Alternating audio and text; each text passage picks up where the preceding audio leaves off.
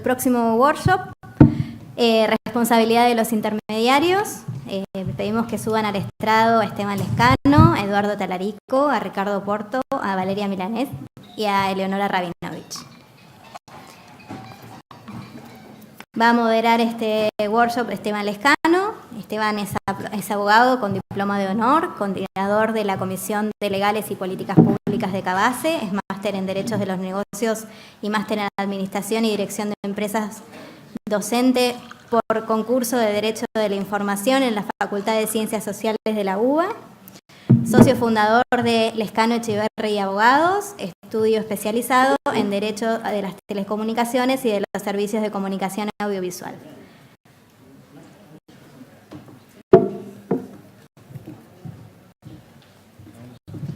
Bueno, les damos un fuerte aplauso al workshop de responsabilidad.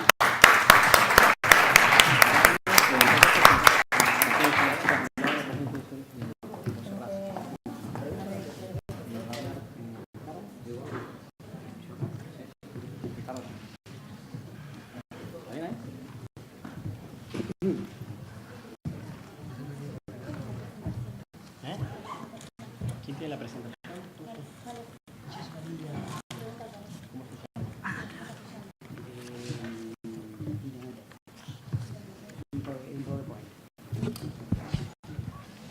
Bueno, ¿qué tal? Buenas tardes. La verdad que es un honor para mí presentar este panel sobre responsabilidad de los intermediarios tecnológicos. Tenemos destacados panelistas. Es un tema de actualidad, un tema que genera polémica, ¿no? Desde el punto de vista, simplemente para introducir un poco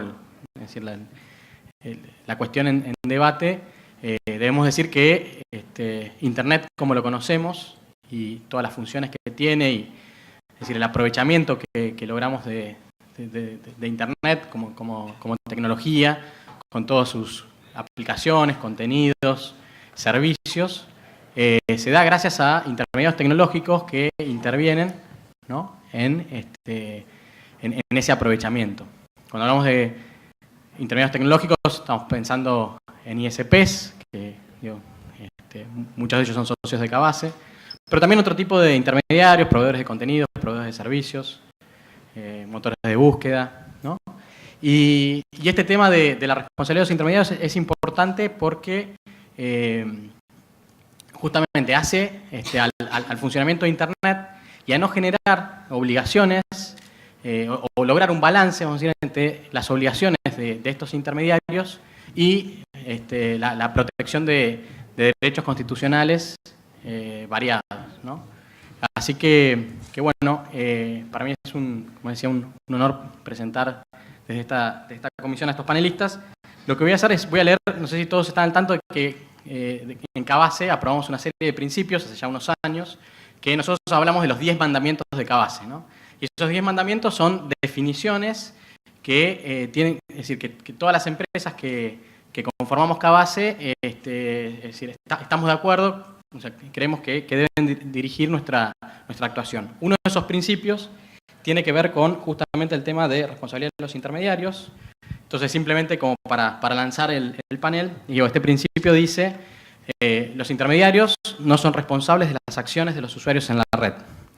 Todas las medidas adoptadas contra las actividades ilícitas de los usuarios de Internet deben ser dirigidas a los responsables directos de tales actividades y no hacia los intermediarios tecnológicos que presten servicios de Internet, respetando siempre los principios fundamentales de la libertad, la privacidad, el principio de legalidad, la presunción de inocencia, el debido proceso y la división democrática de los poderes públicos.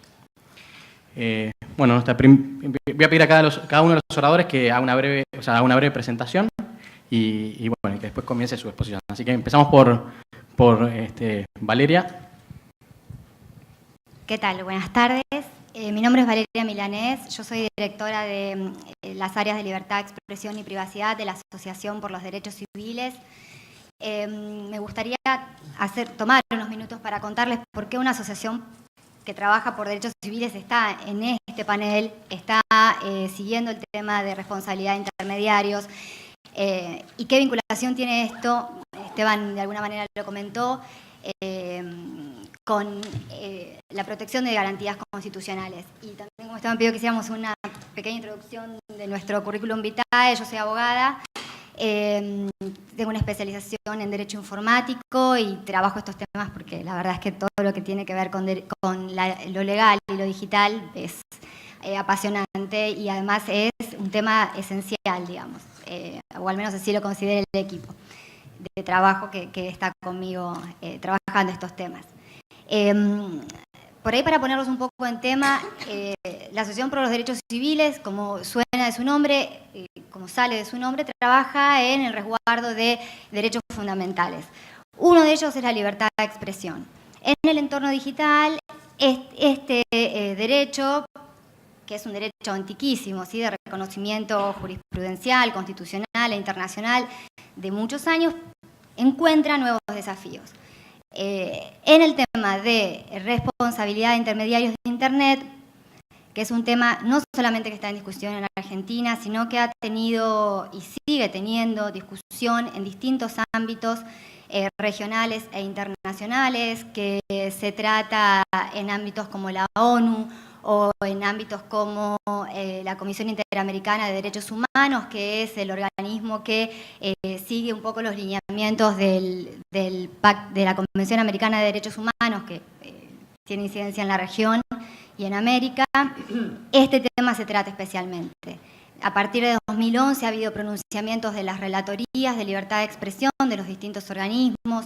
En 2013 la relatoría de libertad de expresión, la relatoría especial de libertad de expresión de la Comisión Interamericana emitió un informe que para cualquier equipo legal interesado en estos temas considero que es de lectura casi obligatoria por la riqueza de ese informe, por la claridad en lo conceptual, y va tratando de distintos temas vinculados a la libertad de expresión en el entorno digital.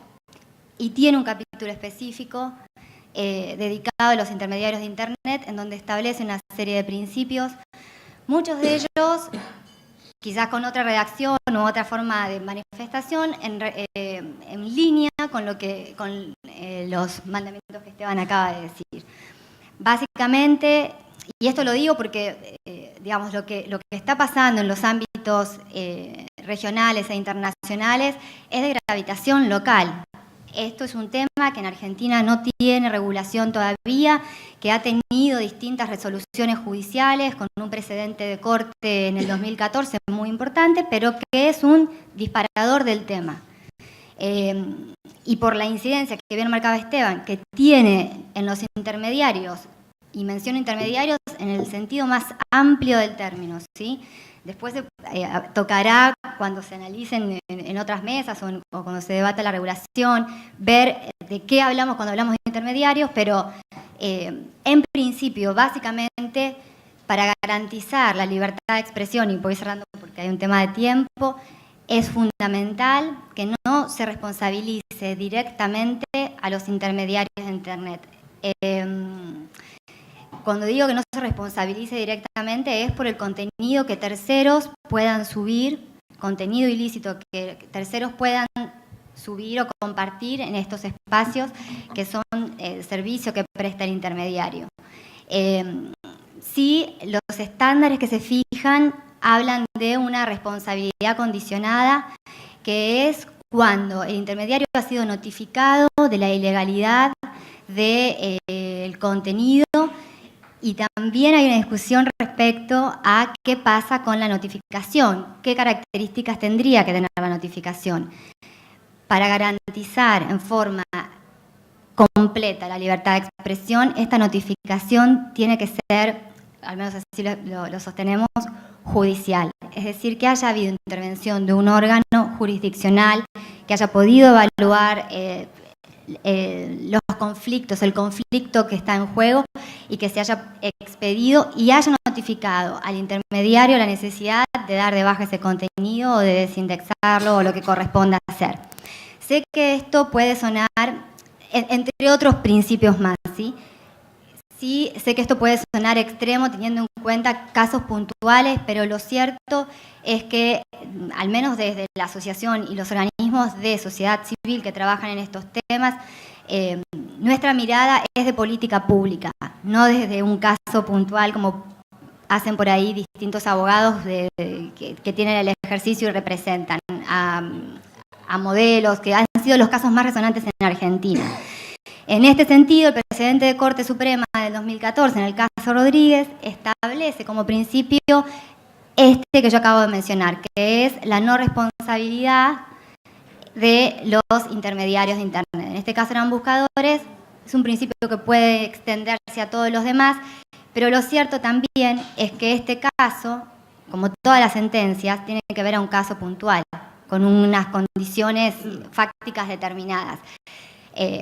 Entendemos que consagra el principio, deja excepciones que van a tener que ser materia de regulación y análisis, pero entendemos también que en esto de medidas o disposiciones legales que afecten o reduzcan la libertad de expresión, los recaudos tienen que ser súper taxativos.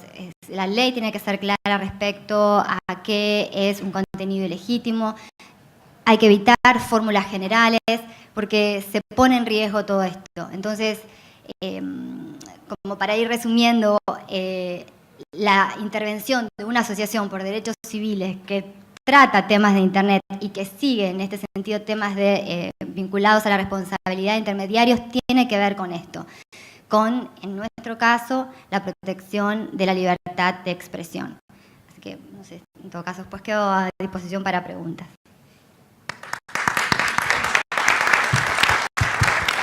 Muchas gracias, Valeria.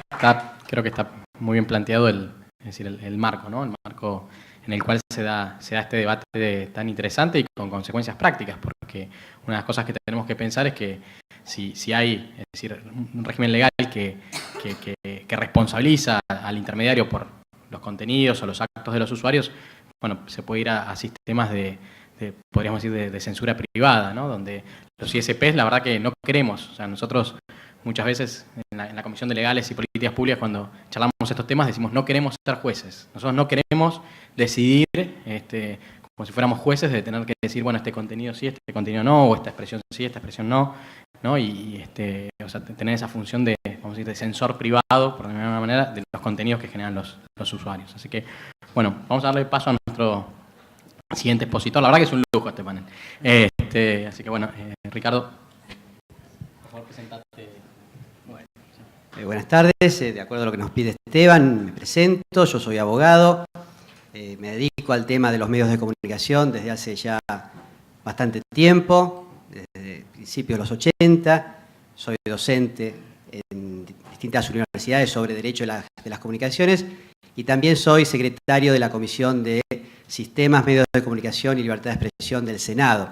Originalmente le había pedido a Esteban que no lo dijera eso, no porque por ninguna cuestión en especial, sino que me gusta hablar con la mayor libertad posible, pero en verdad es cierto, yo, y es bueno que lo aclare, yo no represento, mi voz no representa al Senado, ni a los senadores, ni a la comisión, pero a veces, como no se entiende bien, lo quería aclarar.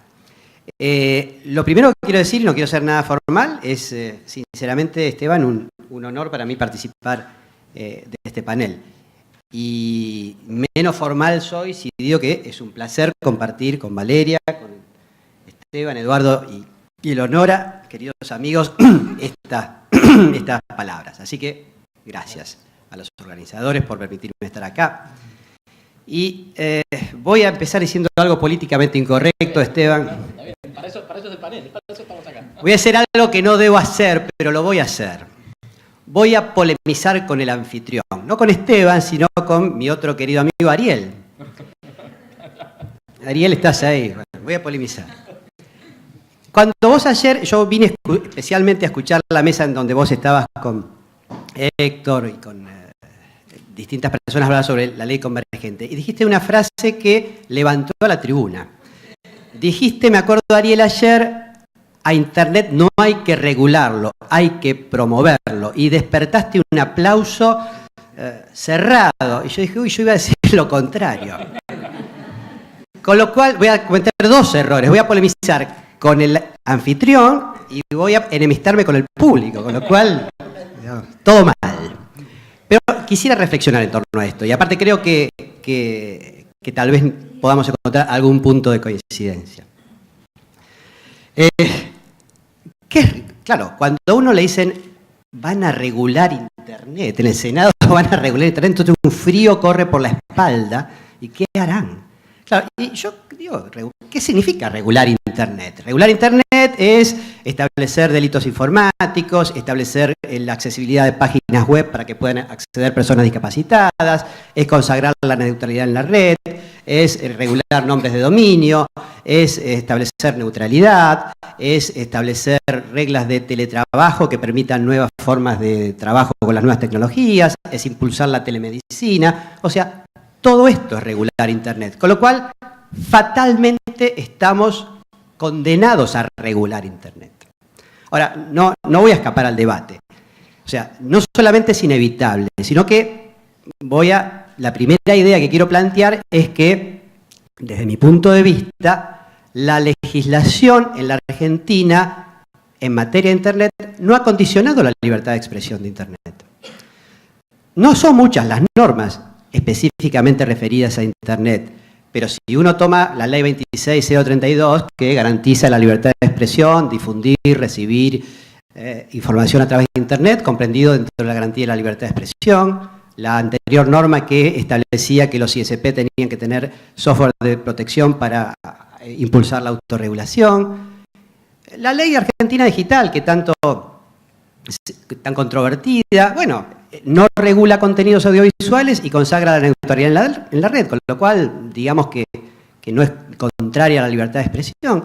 Y si uno va más abajo en la escala normativa y cita algunos decretos, bueno, los dos decretos del 97, aquellos primeros decretos sobre Internet, aquel decreto que declara el acceso a Internet de interés nacional y aquel decreto, tengo los números, no importa, 1297 creo que es, que dice que la garantía de la libertad de expresión está presente en Internet.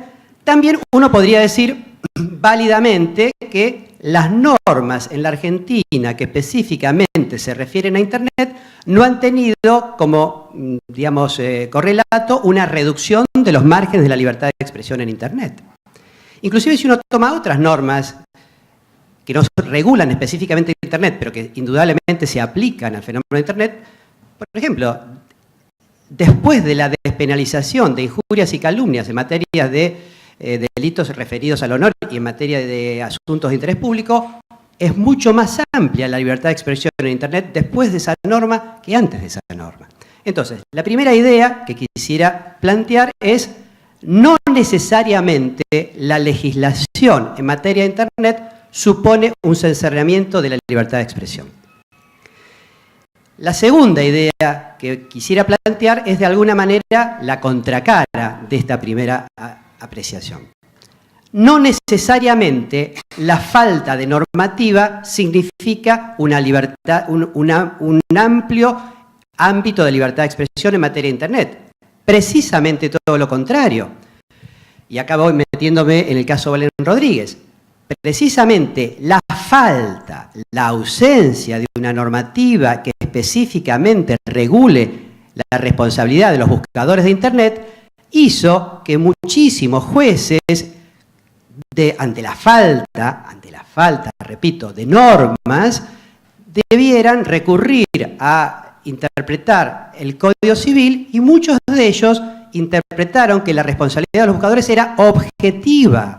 Y esto es un horror para la libertad de expresión. O sea, consagrar la responsabilidad objetiva de los buscadores de Internet es decirle a los buscadores, señores, ustedes van a ser responsables por todo lo que vinculan, por todo lo que alojan, por todo lo que establecen. Entonces, como van a ser responsables de todos los contenidos que ustedes vinculan, entonces le estamos diciendo a los buscadores, señores, ustedes van a tener que fatalmente eliminar los contenidos potencialmente nocivos, no vincularlos, porque si no van a ser responsables. Entonces, la ausencia de regulación significó en la práctica, no en la teoría, concretamente un riesgo para la libertad de expresión en Internet.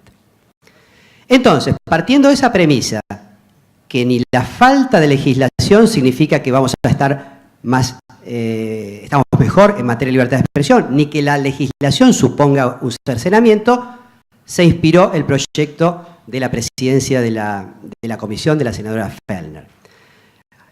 Estamos inspirados en esa idea. Muy bien. ¿Qué es el proyecto? Muy básicamente, tenemos 10 minutos y no me voy a extender más del tiempo. El proyecto, como lo dice de manera explícita, trata de convertir los principios del fallo Belén Rodríguez en un proyecto de ley.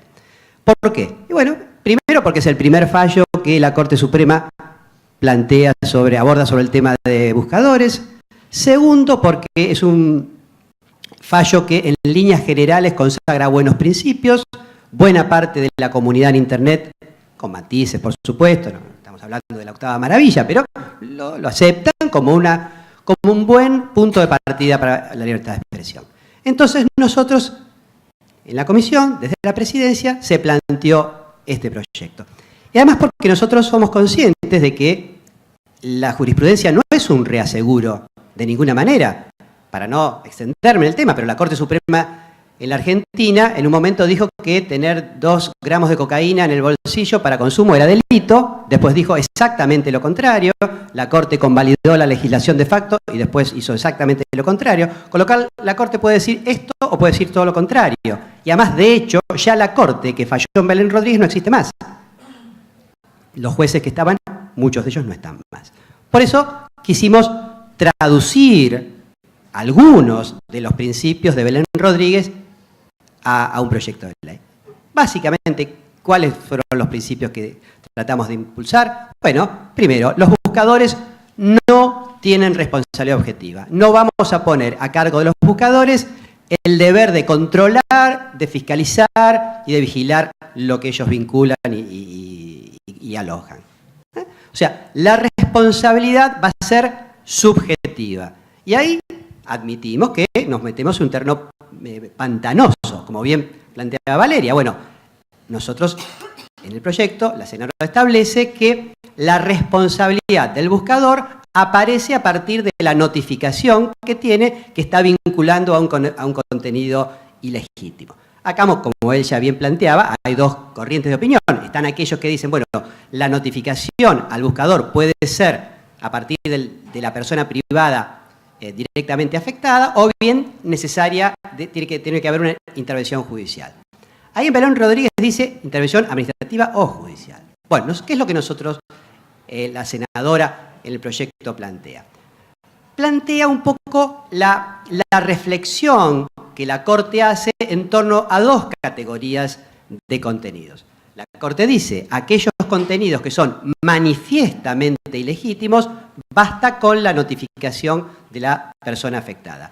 Y en aquellos contenidos que no son manifiestamente ilegítimos, que por el contrario requieren una tarea de esclarecimiento para determinar la ilicitud, ahí es necesaria, no una intervención administrativa, como dice Belén Rodríguez, sino judicial. Digamos, ahí tomamos la postura de Valeria. Bien. En definitiva, el fallo es más complejo, tiene otras aristas, pero nosotros queríamos ser muy sintéticos, muy puntuales y arrancar con estos temas. Y, como por supuesto los proyectos de ley no significan el final del camino, sino el inicio, es disparar el tema como para que empiece a haber un debate en torno a la razonabilidad o no del proyecto de ley. Y termino con esto. Por cierto, así como Ariel, no creo que la legislación necesariamente sea cercenar la libertad de expresión, también admito muy rápidamente que una mala ley, una mala regulación es nefasto para la libertad de expresión en general y para la Internet en particular. Por lo cual no tengo una visión acrítica de la legislación que sí o sí va a ser buena. Obviamente puede ser una legislación muy mala. Entonces, cuando pasan estas cosas y cuando tenemos proyectos de ley vinculados a Internet, como no somos especialistas en el Senado, llamamos a los amigos que conocen, a Valeria, a Leonora, a Esteban, a Ariel, para que nos ayuden. Entonces, si la ley sale mal, ya saben quién tiene la culpa.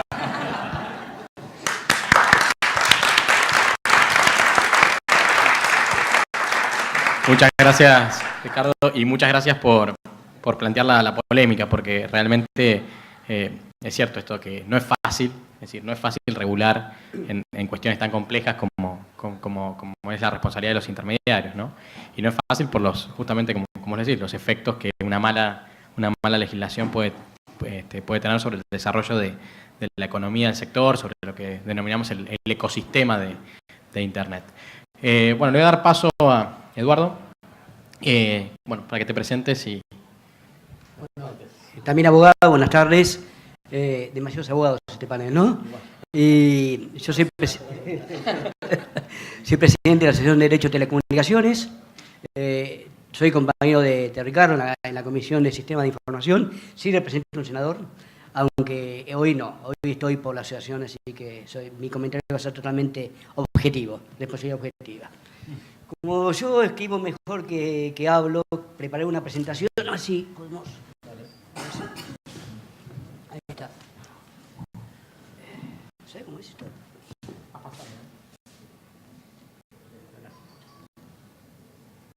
Ahí está.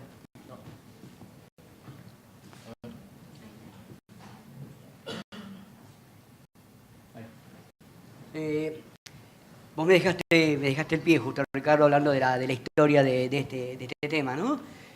Como bien decías, antes de la legislación había una etapa en la cual los tribunales, cuando actuaban, usaban derecho común, los principios de derecho común, y había toda una discusión académica sobre si la responsabilidad debe ser objetiva o subjetiva. Ricardo contó el tema de la responsabilidad objetiva, que es claramente cuando se imputa la responsabilidad a alguien, independientemente de si actúa lícitamente o no. Es el famoso tema del hecho de la cosa peligrosa. El primer hecho que aparece acá es el proyecto del diputado Pinedo, 2012, representado en el Senado este año, en el cual, después vamos a comentar. Luego el fallo de Belén Rodríguez, primer antecedente judicial firme, fuerte, y después el proyecto de la senadora Fellner. Vamos a comparar un proyecto y otro. El caso del proyecto del senador Pinedo involucra a más jugadores, en el caso del proyecto de la senadora Fellner, solamente a los buscadores, ¿no? Pinedo habla de proveedores de servicios de Internet, intermediarios tecnológicos que permiten, entre otros, el acceso a la conexión e interconexión a redes de datos en entornos de Internet.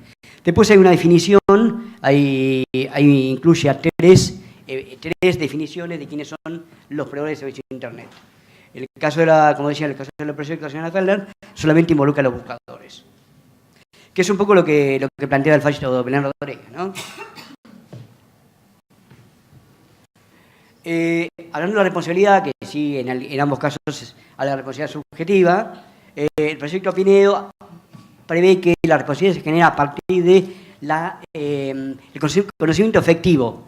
Conocimiento efectivo entendiéndose por tal cuando, luego de una acción judicial, el juez notifica la acción y el pedido de retiro del contenido. En el caso del proyecto Fellner, como decía Ricardo, diferencia entre contenidos manifiestamente ilegítimos y contenidos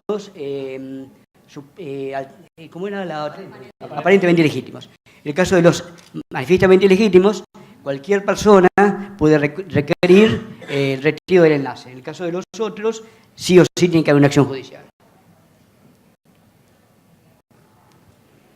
Bueno, esto es lo que te comentaba, cuando se genera la responsabilidad. En el caso del senador Pinedo, hay que producir una acción judicial. Y en el caso de la señora Fellner, en el caso de los manifiestamente legítimos, solamente con un requerimiento de la persona afectada o luego en un tema de una acción judicial cuando son aparentemente legítimos. Conclusiones. Primero que es bueno que ambos proyectos que están hoy legislativamente vigentes contemplen la responsabilidad subjetiva. Segundo, que la intervención de la justicia sí o sí tendría que participar. Es bueno que en el proyecto Pinedo sí figure y es bueno que de alguna manera también el proyecto de la señora Fellner también. Nada más.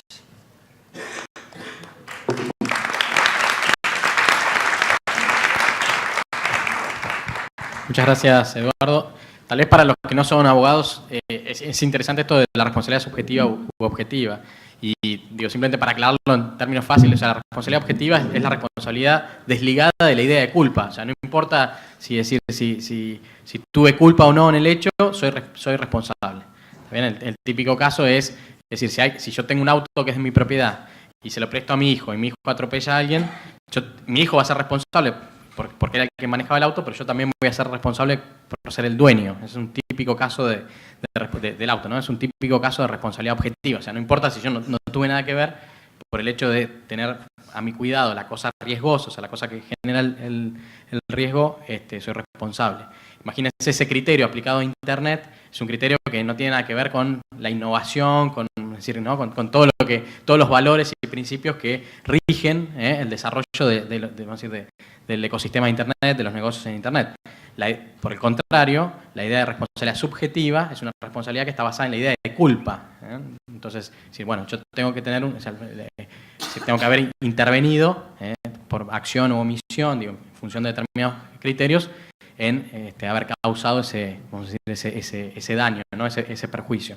Entonces, por eso es que en eso coincido con Eduardo cuando decía, bueno, qué bueno que estos dos proyectos dejan atrás la idea de responsabilidad objetiva y van por un camino de responsabilidad subjetiva, que incluso están construyendo, si bien el proyecto de Pinedo, el original, es anterior al fallo de Belén Rodríguez de la Corte, están construyendo sobre ese estándar, ¿no? Que la Corte en su fallo se inclina por la responsabilidad subjetiva. Bueno, le voy a dar paso a Eleonora.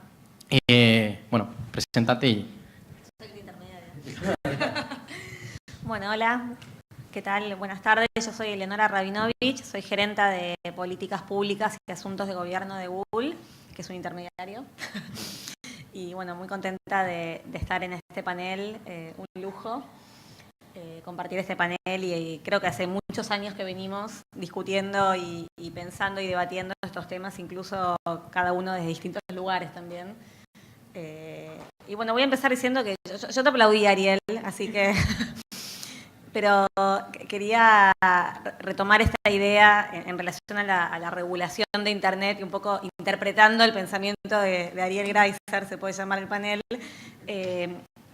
Creo que claramente cuando decimos no regular Internet, lo que estamos diciendo es, sobre todo en el panel en el que se está hablando de una regulación convergente, no aplicar normas y marcos, digamos, de pensamiento conceptuales que vienen quizás de otros mundos y trasladarlos automáticamente al ámbito de Internet, que tiene, digamos, que necesita, digamos, reglas diferentes por la propia naturaleza abierta, descentralizada, y como ámbito, digamos, de generación de contenido generado por los usuarios, etcétera, cuando estamos pensando. Entonces creo que un poco, digamos, lo que vos ibas era hacia, bueno, cuidémonos de mantener la apertura y el carácter descentralizado de Internet y no aplicar automáticamente, trasladar automáticamente otras reglas cuando pensamos en convergencia. En cambio, obviamente, hay regulaciones que sí están pensadas para mantener este carácter abierto, descentralizado, entendiendo la operación y el funcionamiento de Internet y promoverla. O sea, ¿qué significa promover Internet? Promover que haya cada vez mayor cantidad de usuarios de Internet, usuarios que puedan publicar, subir, generar contenido, plataformas que permitan que este contenido de todo tipo, ¿no? El contenido no es texto, el contenido es texto, es imagen, son finalmente, digamos, todas las cosas, todo el tipo de contenido, datos que se suben en Internet y que este tipo de contenido sea accesible a la mayor cantidad de otros usuarios, es decir, los usuarios en las puntas, digamos, y los intermediarios de todo tipo, como bien explicaban ustedes, permitiendo esta publicación, esta generación de contenidos y la accesibilidad, o sea, el derecho de libertad de expresión individual, por un lado, de algunos usuarios, de acceder a información de otros usuarios, por otro lado, y en el medio todas las relaciones que se generan a través de estos intermediarios que son intermediarios de todo tipo y de todo tamaño. Intermediarios grandes, intermediarios pequeños, intermediarios que proveen servicios de conexión, de alojamiento, de hosting, que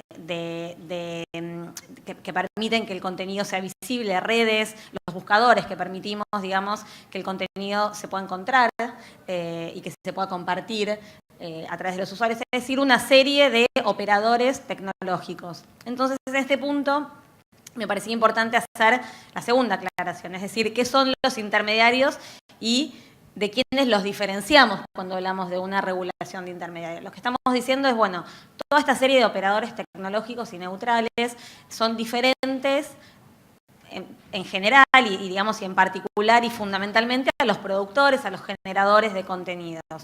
Entonces, una regulación lo que tiene que tener en cuenta es esta diferencia. O sea, los intermediarios no tienen el control de los contenidos, los intermediarios no conocen, ni deberían conocer. O sea, hay un ser y hay un deber ser, además, dentro de los principios que nosotros tenemos de libertad de expresión, de privacidad. Los intermediarios no conocen ni deberían conocer este contenido. Los intermediarios no monitorean este contenido.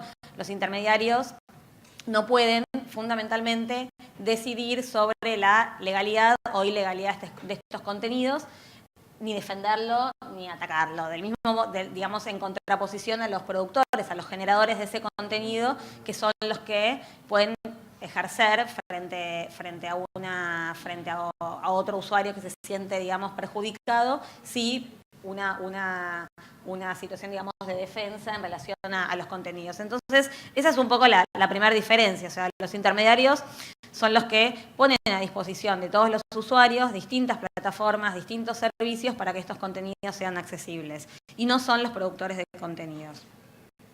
Entonces, me parece que acá a lo que llegamos es que Internet, sin los intermediarios, no sería Internet. O sea, no podríamos tener la red que hoy tenemos con todos los servicios, aplicaciones y la cantidad de contenidos que circulan si no existieran esta gran cantidad de intermediarios. Entonces, me parece que cuando pensamos en la regulación estamos pensando en una regulación que impacta en dos frentes. Por un lado, como bien explicaba Valeria y también Ricardo, Esteban y también Eduardo,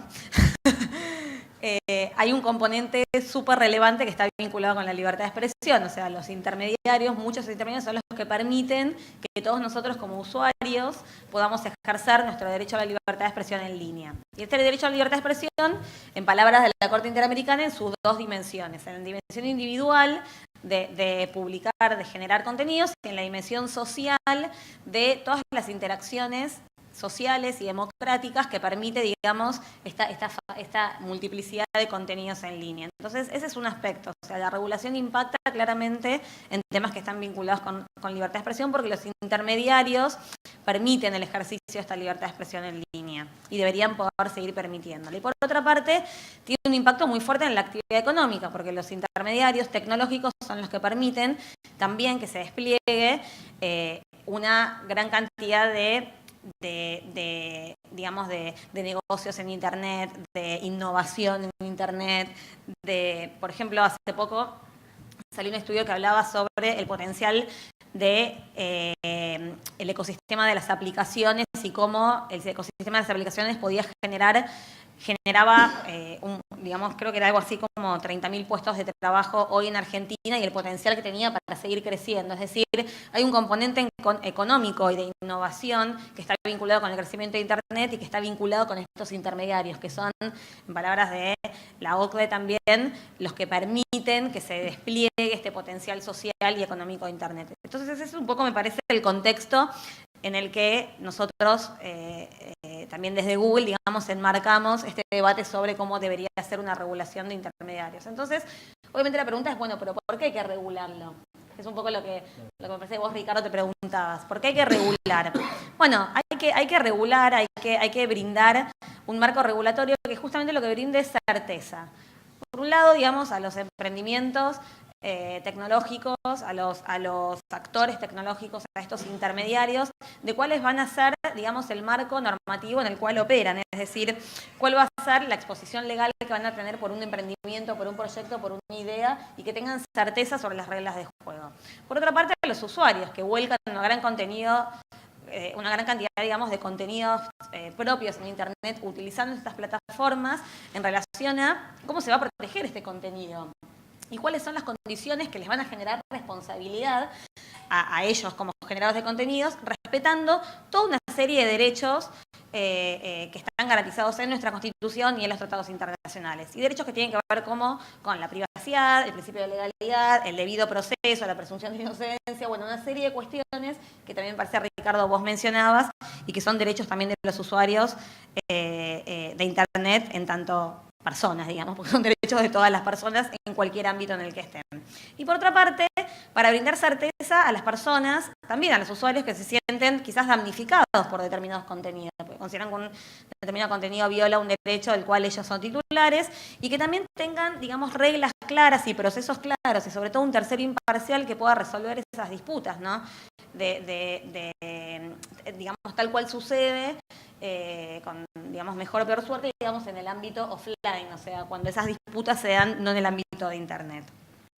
Entonces creo que eso es un poco, digamos, el fundamento por el cual nosotros hoy estamos, digamos, necesitando un marco regulatorio adecuado, o sea, que mejore la situación en términos de certeza jurídica sobre la operación de los intermediarios y los contenidos de terceros. ¿Cuáles son las bases, a nuestro juicio, de un proyecto de ley, de una legislación de intermediarios? Bueno, hace mucho que venimos debatiendo y por suerte el mundo avanzó en una dirección que me parece que para el caso de Argentina es bastante positivo, porque nosotros tenemos no solo un fallo, como es el fallo Bedén Rodríguez del año 2014, que da algunas pautas muy importantes de cómo debe interpretarse la cuestión. También hay recomendaciones y documentos de organismos internacionales, como la Comisión Interamericana de Derechos Humanos y la Relatoría de Libertad de Expresión de la ONU y otras relatorías internacionales que brindaron pautas desde el punto de vista de derechos humanos sobre cómo debe ser la responsabilidad de los intermediarios. También existe jurisprudencia comparada y un fallo del Tribunal de Colombia súper interesante que después voy a mencionar sobre también, digamos, que ataca la cuestión de la responsabilidad de intermediarios y brinda algunas pautas interesantes. Y hay legislación. Chile legisló la responsabilidad de los intermediarios vinculándolo con la cuestión de derechos de autor en el 2010, una legislación súper respetuosa de los distintos derechos en línea, digamos, y recogiendo el estándar de notificación judicial, es decir, solamente a partir de una notificación judicial se pueden bajar los contenidos. Brasil, con la discusión del marco civil, que es una norma de la cual también hemos hablado mucho en distintos foros y conferencias también en Argentina, receptó el principio de bajada judicial en el marco civil cuando se trata de el tema de, digamos, responsabilidad de los contenidos y cuáles son las condiciones para permitir o no la remoción de contenidos. Es decir, el estándar judicial aparece como un estándar latinoamericano muy fuerte. ¿Por qué? En principio, esto se deriva, digamos, de un montón de normas e interpretaciones jurisprudenciales del sistema interamericano, pero además de derivarse, digamos, indirectamente de toda esta interpretación jurisprudencial, claramente, y voy a leer solamente un párrafo porque me parece importante repetirlo, la relatoría en el año, como contaba Valeria, en el informe del año 2014, interpretando la relatoría como órgano que interpreta los principios de la Comisión Interamericana y la jurisprudencia de la Corte a futuro, es decir, en un tema que todavía era nuevo o que no había sido lo suficientemente tratado. La relatoría dice específicamente la exigencia de remover contenidos por parte de los intermediarios como condición para no ser considerados responsables por una expresión ilícita solamente debería proceder cuando sea ordenada por una autoridad judicial o de naturaleza similar, que opere con suficientes garantías de independencia, autonomía e imparcialidad y que tenga la capacidad para evaluar los derechos en juego y ofrecer las garantías necesarias al usuario. No se debería exigir a los intermediarios que controlen el contenido generado por los usuarios y no deberían estar sujetos a normas extrajudiciales sobre cancelación de contenidos. Es decir, la Relatoría de Libertad de Expresión, ya en el año 2014, interpretando la cuestión desde un punto de vista de derechos humanos, lo que está diciendo es, la única manera de garantizar que esta ponderación de derechos se haga cumpliendo todas las garantías de independencia, autonomía, el debido proceso y también la libertad de expresión es que haya un órgano judicial, y aclaro, de naturaleza similar, pero no es cualquier órgano, es decir, tiene que tener función jurisdiccional y contar con todas las características que el sistema interamericano obliga a tener a cualquier órgano que ejerza función jurisdiccional. Es decir, son exigencias muy exigentes. Entonces creo que la realidad es que me parece que estamos bastante de acuerdo en este panel y bueno, contenta de no tener que discutir la responsabilidad objetiva, que es casi como discutir, no sé, la reintroducción de la pena de muerte en Argentina. O sea, no, hay que ir muy para atrás y denunciar tratados internacionales, o sea, casi que no hay lugar y podemos avanzar hacia, digamos, desde este punto de partida súper generoso en materia de derechos, pensando cómo debería ser una regulación. Y yo creo que, bueno, ahí es donde el estándar de notificación judicial cobra particular relevancia, porque como decía Esteban, los intermediarios no queremos ser jueces, no queremos tener la función de decisión sobre la legalidad o ilegalidad de los contenidos, teniendo que ponderar derechos, conociendo el contexto. O sea, en general, digamos, estas ponderaciones conllevan prueba y contexto y un montón de garantías para las dos partes que solamente, digamos, un tribunal puede ejercerlas adecuadamente.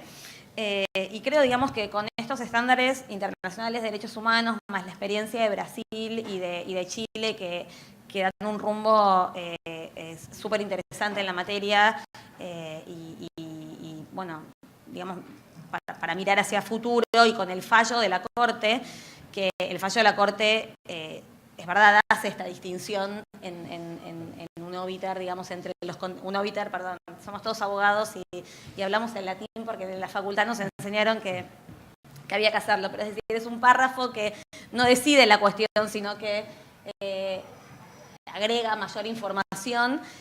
La Corte hace esta distinción sobre los contenidos, pero, y traje el párrafo porque si bien leí el fallo casi unas 100 veces, es bueno tener las palabras textuales.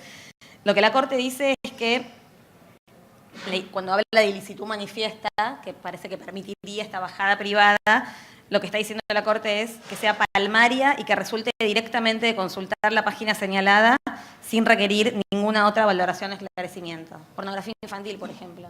No hay ningún tipo de contexto que sea necesario para llegar a la conclusión de que esa imagen que estamos viendo, ese contenido, constituye pornografía infantil. No hay muchos más contenidos que no necesiten ningún tipo de valoración, de esclarecimiento y de contexto para poder determinar su carácter lícito o ilícito. Este es, bueno, un punto un poco para introducir un poco de debate sobre el tema, pero creo que estamos en muy buena posición para debatir una legislación con estándares sólidos. Y bueno, encantada de seguir discutiendo y debatiendo.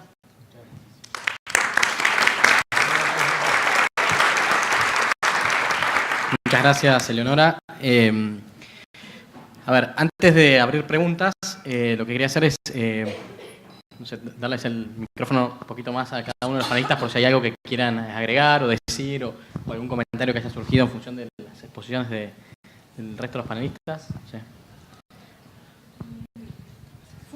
Simplemente repasar que vos, Esteban, retomaste muy bien el punto de que hay una cuestión de censura previa que puede entrar en cuestión, y además el tema de poner a los intermediarios en el papel de jueces y de analistas de situación y decidir quién tiene más derechos sobre el otro. O sea, como bien marcaba Leonora, hay situaciones que si las tiramos arriba de la mesa parece que esta discusión queda afuera, pero son una parte de todas las discusiones que pueden generarse a partir de esto.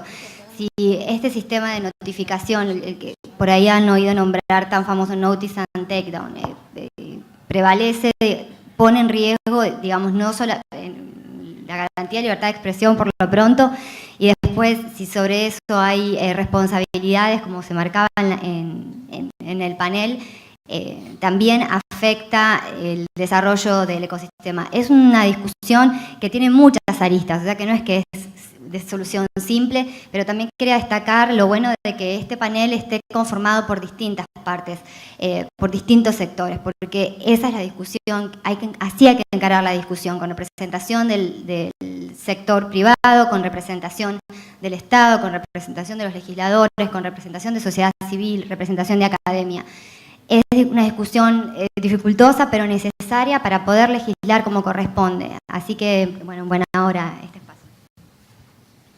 Sí, no solo para agregar algo, es cierto, el debate estaría dado en la notificación, y tomo lo que dice Eleonora, hay un punto de partida de común acuerdo, de principios que parecieran que están solidificados, que eso es un buen punto de partida. Y sí, es cierto el tema de la notificación, cuál debiera ser la notificación. El proyecto de la presidencia sin duda tiene perfectamente en claro la complejidad que significa establecer contenidos manifiestamente legítimos. Como decía, es una suerte de punto de partida para empezar el debate.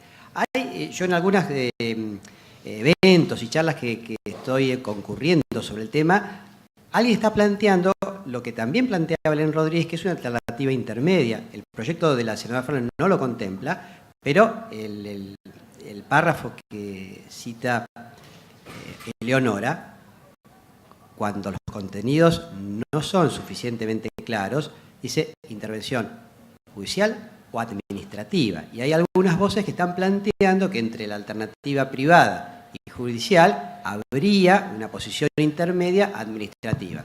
No lo contempla el proyecto, pero en algunos juristas y en algunas mesas se está planteando esta cuestión. Desde el lado de Cavase, por lo menos como opinión, la verdad que no es un modelo que nos guste, pero a ver, no por un tema de capricho, sino porque a esa autoridad administrativa habría que dotarla de determinadas garantías de independencia, de especialidad, es decir, que no lo vemos por ahí viable en la práctica. Lo mismo el procedimiento, es decir, que se utilice para que esa autoridad administrativa decida, la verdad que debería ser un procedimiento muy parecido al procedimiento judicial y con garantías constitucionales, por lo cual digo, si a mí me preguntan, nos inclinamos siempre por la vía judicial. Bueno, algo corto. Sí, y así damos lugar a las preguntas. Coincidimos totalmente con que la instancia judicial es la que garantiza, ¿no? Garantiza la autocensura, garantiza los derechos que están involucrados, lo cual no obsta que de alguna manera también, y acá va a gustar eso, se motive a hacer autorregulación, ¿no? Por parte de los proveedores. Se motive el procedimiento de autorregulación. Se incentive, ¿no?, la autorregulación. Creo que es una alternativa que evita el costo de una acción judicial para muchos y también tiene en cuenta los derechos del cliente, del usuario, ¿no? Para complementar, creo que lo que estamos pensando es cómo legislar para que Argentina potencie todo, digamos, la capacidad, digamos, de innovación y de generación de nuevos emprendimientos y de startups que existe. Hay un montón de talento en Argentina, siempre hablamos sobre el talento argentino, las startups argentinas, los modelos que hoy ya son empresas exitosas de Internet y que surgieron en Argentina, y cuáles son los incentivos que desde la regulación queremos dar para que ese ecosistema crezca y se potencie, o sea, explote en todo su esplendor, que me parece que hoy existe, digamos, un montón de emprendimientos, y lo que no queremos es que una regulación que establezca, digamos, rápidos incentivos para bajar todo tipo de contenidos, termine, digamos, dificultando la operación de estos emprendimientos y termine dificultando la generación de contenidos locales también, porque lo que nosotros queremos, como me parece, como argentinos, más allá del lugar en el que estamos, es que cada vez más se multiplique la cantidad de contenidos también en Internet, locales, etc. Bueno, como podemos ver, digo, el debate da para, ¿no?, mucho. Yo lo voy a abrir a preguntas. Lo que en vez de hacer preguntas uno a uno, lo que les pido es que vamos a tomar 3 preguntas y, bueno, hacemos las 3 preguntas y después vamos contestando. Si el dueño de casa... No. El dueño de casa es el intendente de la Ciudad de Buenos Aires. Jefe de gobierno. El jefe de gobierno, sí. Primero quiero aclarar que soy ingeniero, no abogado, ¿sí? Para complementar el panel. Y segundo, agradezco a Ricardo la mención y el debate, porque me parece que el debate nos enriquece a todos. El comentario, más que una pregunta, pero también es como parte de la pregunta. Digamos, yo había dicho eso, que la verdad, si no lo digo yo en este ambiente, no lo dice nadie, ¿no? Y segundo es, con lo que también había dicho, que pasan dos cosas. No poner el carro delante del caballo, porque esto era de impedir que las cosas pasen, acaba de decirlo Leonora, con lo cual, digamos, ¿no? Y tampoco el de tapar el sol con la mano, porque el contenido se muda más rápido que nosotros reaccionamos. Entonces, lo que en parte esta promoción es, ok, digamos, generar contenido y publicarlo fuera de la Argentina cuesta exactamente lo mismo o hasta inclusive más barato que publicarlo en la Argentina. Entonces, digamos, el hecho de generar una regulación que nos obligue a irnos afuera porque es más fácil y más barato y porque no me agarran o porque no estoy involucrado en otro problema, haría que una industria que está de alguna manera representada en este evento acá vaya desapareciendo porque es más fácil ir para afuera. En ese sentido, digamos, y entiendo que, y más los puntos que marcaste, Ricardo, digamos, son puntos que sí son regulables, como también lo planteó en su momento la ley, la calidad de acceso, también es regulable, y no estoy hablando del contenido, sino medios técnicos.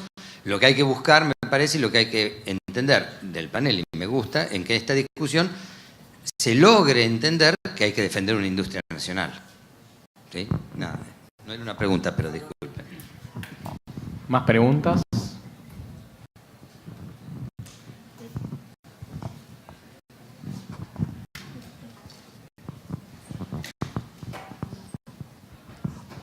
Buenas tardes, mi nombre es Patricio Carranza.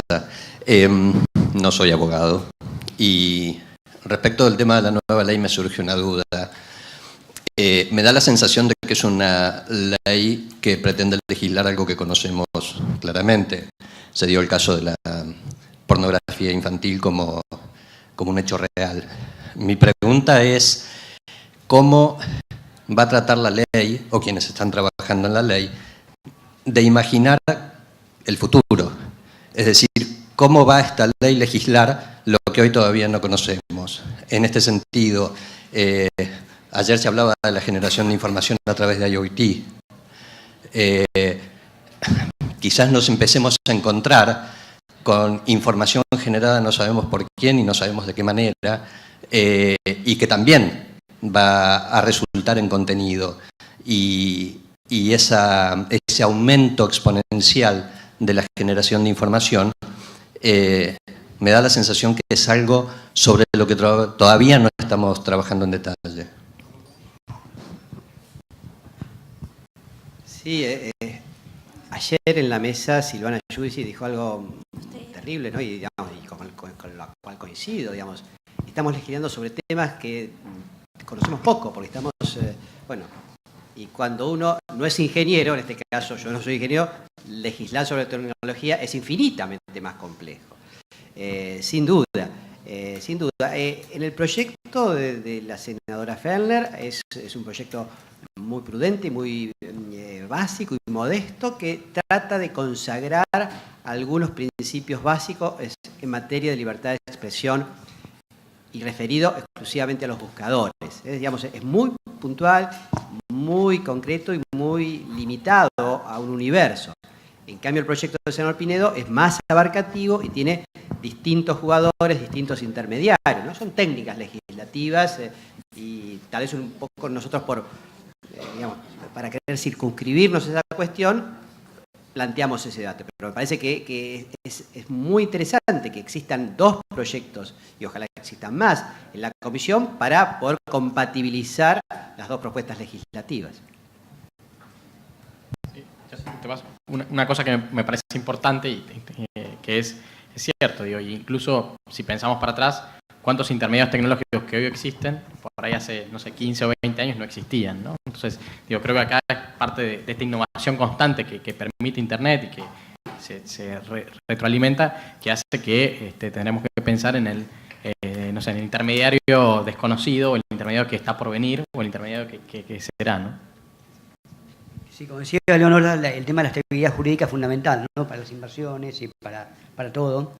Por eso cuando el legislador piensa una norma, evita caer en la casuística y evita caer en ser tan tecnológico, ¿no? Porque si no, esa norma prácticamente en un año queda desuetudo, ¿no? Y en realidad la estabilidad jurídica tiene que ver con las normas que se permanezcan en el tiempo. Por eso hay que ser muy cuidadoso, ¿no? con la tecnología y a qué se involucra y qué es que se deja involucrar, ¿no? Creo que responde su pregunta más o menos. ¿Alguna pregunta más? Sí. Susana.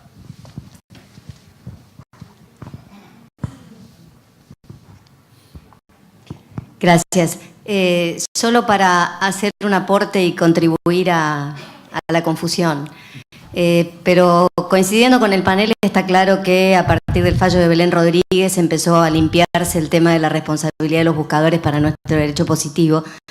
Pero partiendo de que estamos en este escenario de la posibilidad de una modificación regulatoria de un régimen convergente, y que creo que también parte de eso, digamos, no estamos hablando solamente de los proyectos de regulación respecto de la responsabilidad de los intermediarios, sino también qué pasa con los intermediarios en toda la regulación convergente o lo que pueda llegar a suceder. Pienso que, digamos, es importante rescatar que todas las regulaciones en todos los casos, todas las del derecho comparado, las de los sistemas europeos, la de Estados Unidos, digamos, en todos los casos tienden a la protección de los pequeños, y por aquello de que cada vez hay más intermediarios y hay desarrollo de nuevos, en todos los casos la protección de los pequeños tiende a proteger situaciones de abuso de poder dominante. Y en eso, digo, es interesante tener presente en este momento la Unión Europea está discutiendo la responsabilidad de los intermediarios respecto a abuso de posición dominante, respecto de los acuerdos comerciales a los que obligan a los usuarios cuando acceden a una determinada tecnología, ¿sí? Por ejemplo, si determinado celular me obliga a que para poder utilizarlo tengo que sí o sí caer en el uso de un determinado intermediario de amplio poder. Digo, como para aporte para la confusión y para preguntarles qué opinan al respecto. Yo, como comentario, yo creo que ahí también es fundamental, podemos pensar en principios generales de responsabilidad de intermediarios y después, obviamente, es para cada tipo de intermediario ir afinando esos principios a la categoría, porque cuando, por ejemplo, vos planteabas lo de, es verdad, una ley convergente, dentro de esa ley convergente, bueno, todos son intermediarios, pero son intermediarios muy distintos entre sí, con funciones distintas, con servicios distintos, y entonces creo que ahí tenemos que ir como de lo general a lo particular, desde principios no generales, y después ir viendo, porque si queremos con los principios generales como cubrir todos los casos, es probable que muchos queden afuera o lleguemos a soluciones que no son las mejores, ¿no? Un poco en línea a lo que decías, obviamente la ley convergente tiene que hacer converger, digamos, dos mundos, que es el mundo de lo que conocíamos como telecomunicaciones y radiodifusión, básicamente. Entonces, donde hay una serie de actores que son diferentes en términos de los recursos que utilizan, la capacidad, digamos, que tienen sobre los contenidos que circulan, digamos, en esas redes o en esas plataformas, donde está incluida la televisión abierta, los proveedores de telecomunicaciones, la televisión por cable. O sea, hay como un sinnúmero de distintos operadores y actores que no es parte, digamos, de lo que estamos conversando acá, me parece. Entonces, creo que, digamos, esta discusión se circunscribe a algo que es acotado y enorme a la vez. Enorme por el impacto que tiene, por lo que hablábamos antes, del impacto que tiene en la actividad económica y en los derechos de los usuarios, sobre todo, y acotado a, bueno, cómo tienen que responder los intermediarios tecnológicos de Internet cuando estamos frente a actividad o contenidos presuntamente ilícitos de los usuarios. Entonces, es eso, digamos, la discusión es enorme, o sea, es chiquita pero es muy grande y muy profunda a la vez, y eso no implica que una discusión, una ley convergente trae un montón de otros temas. Yo creo que son como temas separados. Sí, no, tal vez plantea Susana unos temas bien complejos, que es, bueno, ¿cuáles son los temas que va a incluir la futura ley convergente? Y sinceramente creo que es una respuesta que todavía no tenemos, ¿no? A mí me parece que, sin querer, pero en absoluto, introducirme en la polémica sobre la nueva ley convergente que nos van a enviar desde el Poder Ejecutivo, me parece que acá el gran problema es entender cuál es el cambio de paradigma. O sea, el modelo preconvergente descansaba en un axioma que era una red, un servicio, una ley. La red de telefonía, servicio de telefonía, ley de telefonía. La convergencia supone dos cosas, desde mi punto de vista. Rompe con esta lógica y es una red, varios servicios, desde la red de telefonía, varios servicios, televisión, telefonía básica, móvil. Y el problema es que también es a la inversa. Varios servicios a través de distintas redes. O sea, un servicio a través de distintas redes. La televisión digital hace que el servicio de televisión se difunda por las pantallas convencionales de la televisión, por las pantallas de la televisión móvil, por las pantallas de la PC y por las pantallas de los teléfonos móviles. Con lo cual, me parece acá está en tela de juicio el concepto de red y el concepto de servicio. Y yo me acuerdo siempre de unas cuestiones que planteaba Esteban con la Ley Argentina Digital. Una de las cosas que más realmente me quedó. Vos planteabas, y con mucha agudeza, la exigencia de la licencia para prestar determinados servicios. Con lo cual, otra de las cuestiones que nos va a introducir la futura ley de la convergencia es el rol del Estado y si verdaderamente el instituto de la licencia no habría que reverlo. ¿Todas las actividades van a tener que requerir una licencia? ¿O ya la idea de licencia es una idea que nos está quedando un poco atrasada? Ni siquiera, obviamente no es que introduzco el tema, es el mínimo ABC, pero me parece que vos planteás, Susana, la gran pregunta, bueno, ¿cuáles debieran ser los institutos que la ley convergente va a abordar, ¿no? Y que indudablemente es una respuesta complejísima de dar. Bueno, creo que el debate queda planteado, tenemos que cerrar porque lo veo a Hernán ahí y lo que les pido sí es un aplauso para los panelistas y muchas gracias.